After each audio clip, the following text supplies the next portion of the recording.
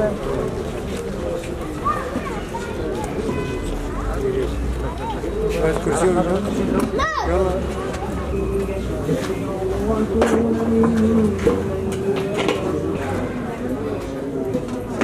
ثانية نتقدم لذوي المرحومين بإذن الله والشهداء بإذن الله بأحر التعازي، سائلين المولى أن يسكنهم فسيح جناته. الموت واحد والأسباب متعددة، ما حصل لا نقول إلا إنا لله وإنا إليه راجعون. طبعا مرة ثانية أقول المصاب الذي حل بالحي أصابنا جميعا وأحزننا جميعا، لأن الذين فقدناهم هم إخوة لنا، جيران لنا، أعزة لنا، ولكن هذا هو قضاء الله وقدره.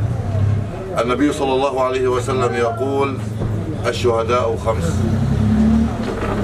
المطعون والمبطون وصاحب الهدم والغرق ومن قتل في سبيل الله. ولكن سأقف عند صاحب الهدم. صاحب الهدم الحالة التي كنا نحن عندها، من يسقط عليه سقف بيت ويسقط عليه جدار، فهذا بإذن الله كما أخبرنا النبي عليه الصلاة والسلام من الشهداء.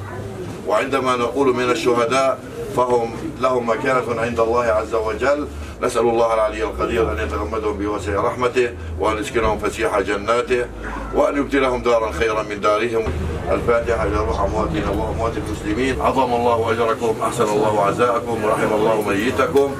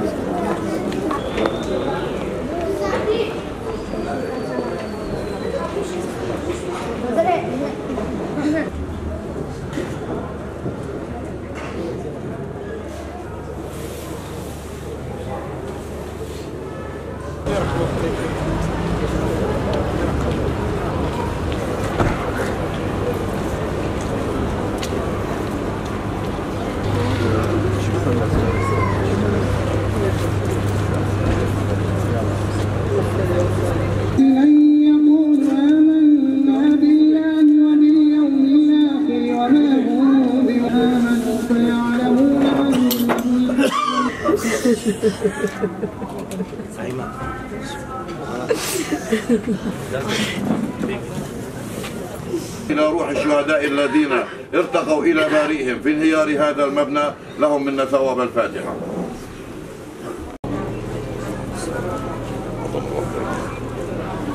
السلام عليكم. السلام عليكم.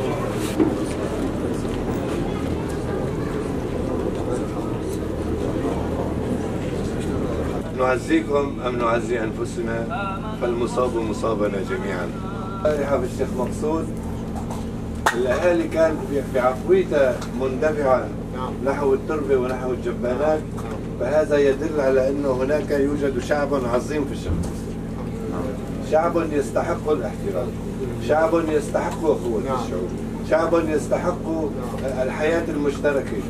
فهذا الحدث إن شاء الله يكون لنا درسا عظيما لأخوة الشعوب، لكل شعب الشيخ مقصود. وفي النهاية أقول: أعظم الله أجركم.